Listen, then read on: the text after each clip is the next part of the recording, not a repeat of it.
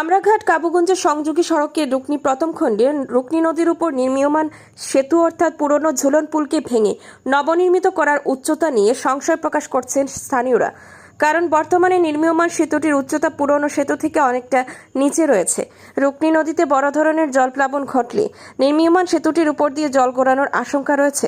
যেহেতু বছর কয়েক আগে বড় বন্যার সময় পুরনো সেতুর হাতে গোনা কফুট নিচ দিয়ে জল প্রবাহিত হয়েছে, আর বর্তমানে যদি আকস্মিকভাবে বন্যার জল বিপদ সীমা লঙ্ঘন করে তাহলে নতুনভাবে নির্মীয়মান সেতুটির উপর দিয়ে জল গড়ানোর সম্ভাবনা রয়েছে বলে অনেকের অভিমত।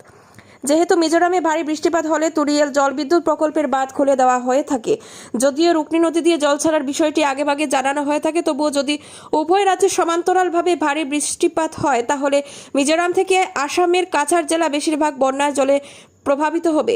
সে সময় মিজোরাম সরকার তুরিয়েল জলবিদ্যুৎ প্রকল্পের বাঁধ খুলে জল ছেড়ে দিলে রুকনি প্রথম খণ্ডে রুকনি নদীর উপর নির্মীয়মান সেতুটি জলের তোড়ায় ক্ষতিগ্রস্ত হতে পারে বলে সম্ভাবনা রয়েছে।